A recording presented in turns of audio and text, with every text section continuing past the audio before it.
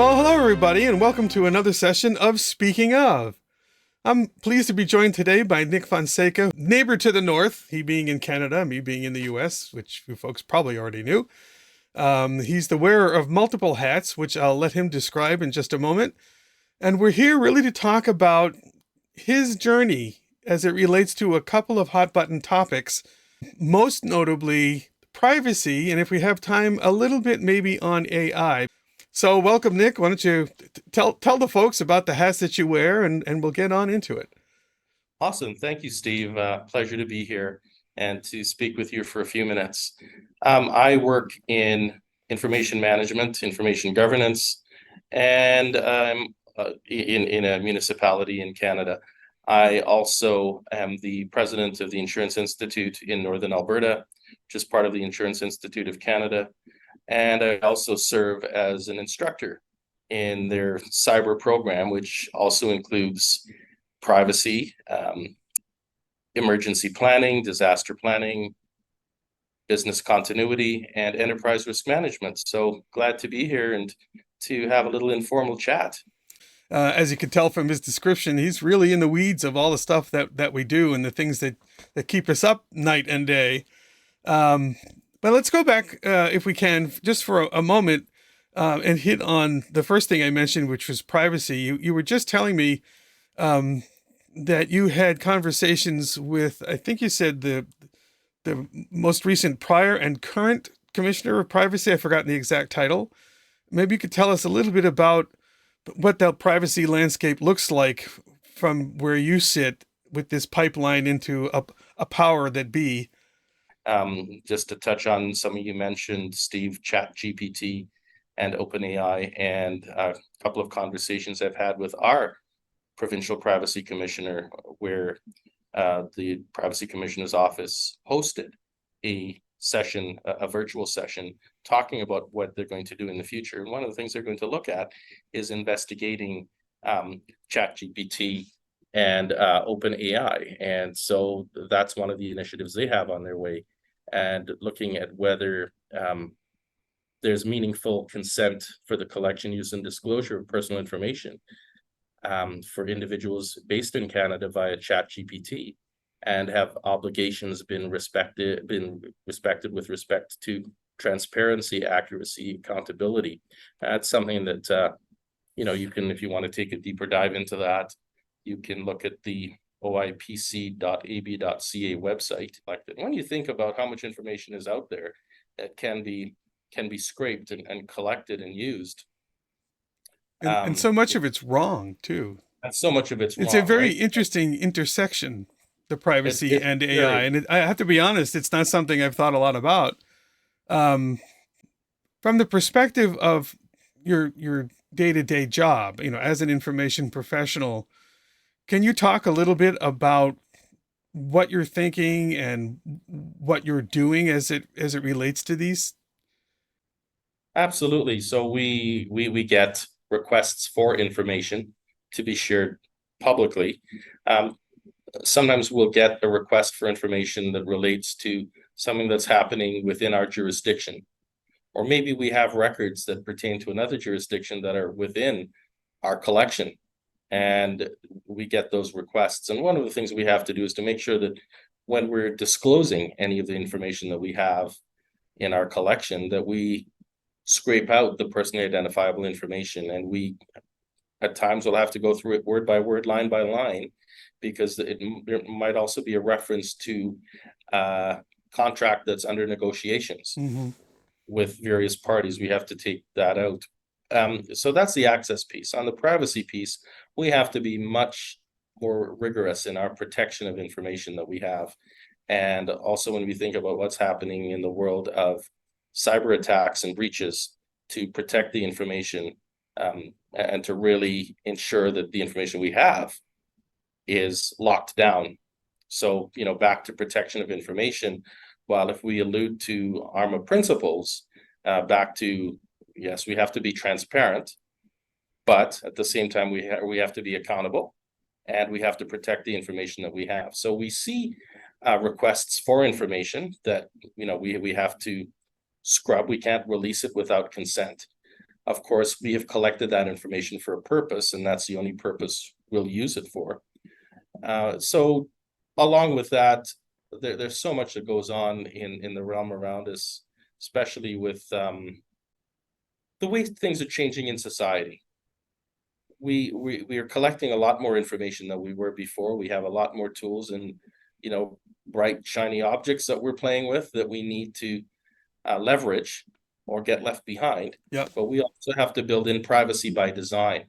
So when we're looking at building a new system or changing a process even to do a privacy impact assessment to make sure that we are not going to open up any doors that we didn't intend to. Has the advent and the prospect of AI, ChatGPT as an opener, perhaps changed your thinking as it relates to securing access and privacy? Does it somehow open up new doors or windows?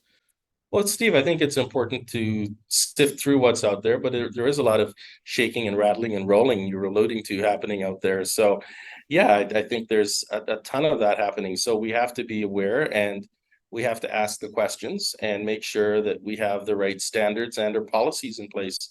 I know that many organizations, if they just implement a policy, draft up a new one and say, this is where we're going to go, they won't be compliant because there's a lot of work to be done. I believe. Can you give an example? Things that someone should watch out for? I have seen in some HOAs, homeowners associations, where they use they outsource their trash collection. Mm-hmm. So they wanted to make sure that the garbage was being sorted, trash was being sorted properly. So they installed cameras on the trucks, and the trucks would drive through the HOA. And people realized there were cameras on the trucks and wanted to know why they were there. And then that was scaled back a bit, where the HOA was able to say, we don't want the cameras on while they're going through our property, going through our neighborhood. And because the reason for having those cameras was, the purpose was to look at what's coming out of the trash, what's coming out of the recycling bin, the green bin versus the black bin, Mm-hmm. the black bin having the trash, the compostables in the green bin. They decided they wanted to see what was in the green bins. So they installed the camera in the truck where the green bin was being dumped. So it wasn't focused on people's homes. Somebody's addresses in our legislation is personally identifiable information, as are many other things. People's faces, you don't want cameras focusing on those. So we had to have a policy around that. And the way that problem was identified was through a privacy impact assessment. Quite often, the legislation, the policy is drafted, and in smaller organizations, without looking at the process. And Right. so again, those are a couple there. When you think about any other aspect of what we do, we need to look at how do we build privacy in. So that was a bit that discussion started a year and a half before it actually was, the process was implemented, because of all the red flags and the concerns that we would see coming from homeowners. And what was the resolution to that? Did they not do cameras or? So the resolution was to take the cameras from the outside of the vehicle and point them into the hopper where the trash is dumped, where the compostable is dumped, to see what's coming out.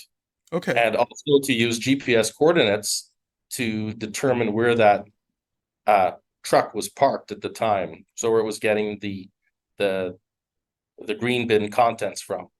So another thing that can be done is to have serial numbers on those bins, so that you can determine where those particular units are or what property it pertains to. So, and that was something because that HOA had a bylaw relating to dealing with trash. Okay. And with the bylaw was written in such a way that once it was passed by the board, they were ready, they couldn't comply because they didn't have the cameras in the right place. And then they thought, okay, on the outside of the truck would be good, but then you're also infringing on people's privacy. You know, that's really interesting. Theoretically, the argument could be made that it's still not really private because theoretically the video of the compostables could pick up some personal information off a document that's in that bin, or with the barcode on the bin itself be tied back to. So I find that really interesting, and it's a great story because it really gets into how enmeshed and entangled all these different things are. So really the HOA's, if I'm understanding it right, the HOA's motivation was compliance with recycling provisions. Yes. The privacy was a concern, but still, it sounds like modifications to the original process were made, but still, in my view, didn't really fully address it, but maybe addressed it enough to alleviate the concerns, which is yet another reminder about how complicated this is. And I love that you brought up the process. See, I'm practicing. I'll be at Arma Canada come this weekend, so it's good I'm getting my language lesson in. But how important it is to consider the process rather than just simply write policies because this seems to make sense. Absolutely. You got to look at whether, yes, you want to implement that policy, but you're immediately non-compliant because you haven't done what you need to do in terms of the research behind it. And just to your point, yes, there could be items in the compostable that identifies the person's name and address. But again, you looking at the process, some other things we looked at was how long is that information going to be used and retained? Yep. Right. So also we're back into records now. Is that a transitory record so we can do a quick identification? And that was the other piece, was make it transitory, use it and dispose of it in 2 weeks or less. Okay. So that it's not a permanent record. So we're back into data retention and disposition, and we're back into transitory records, and we're back into how do we classify this, right? So those things have to be thought of as well. And in terms of the name and address, again, it's looking at the definition of personally identifiable information in the legislation that applies to the jurisdiction. Yeah, say that 3 times fast. To Right. me, that story that you just told really is such an excellent summation of what's hard about what we do and how many levels we have to think on. It's like 3-dimensional chess of a certain variety, because we're talking from a day-to-day, common citizen perspective. I'm just throwing stuff away. Yeah.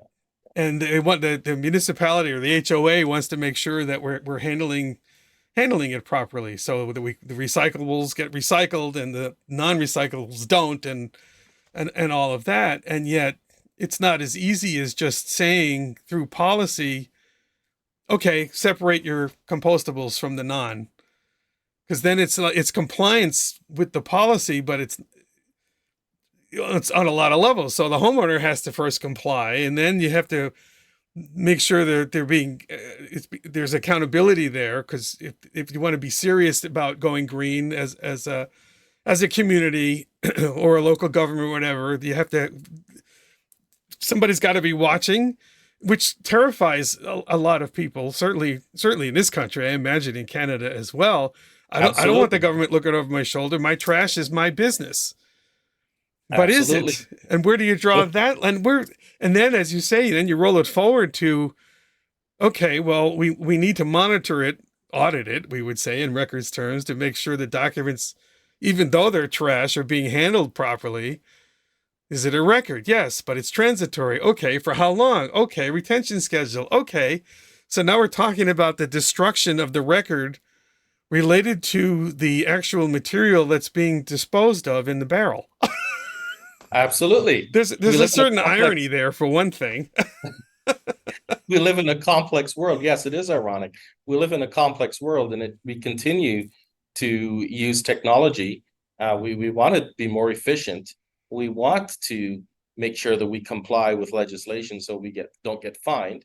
And, we can see fines being levied and increasing. We look at GDPR as an example, right? But in terms of fines, not in terms of separating your compostables from your trash, but just to be clear, when we look at it, we do live in a complex world, and we have to look at all these pieces to make sure that we're managing our information and our records correctly. We are complying with legislation and making sure that along the way that we continue to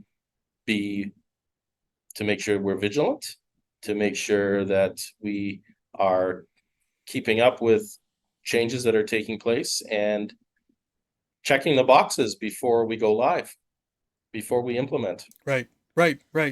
The complexities that we just unearthed through that one not so simple tale, I guess. It's a real object lesson. And I certainly I'm going to use that as a touchstone when talking to people or giving presentations or consulting or whatever, because very often the people that I'm working with, and perhaps it's true for all you guys as well, don't really understand the day-to-day practicalities or the impacts of what we do. We tend to think of it, and certainly a lot of organizations think about records as this thing that happens somewhere else and they don't really bother me and I don't care and blah, blah, blah. But they need to. And this is a great tale bringing to light of really, well, yeah, it actually starts at the doorstep, quite literally. So Nick, thank you very much for the time today. I'm sure I'll see you on the stump. By the time this comes out, maybe I will have seen you at ARMA Canada in Toronto, which will have been next week. How's that for entangling tenses? Yeah, thanks so much, Steve. I appreciate you inviting me, and anytime. And I'll look forward to meeting you again next week. Or whichever comes last. Or whichever comes last. All right. Thank you. Okay. Thank you. This has been Speaking Of with Steve Weissman, the InfoGov Guy, a Hollywood production.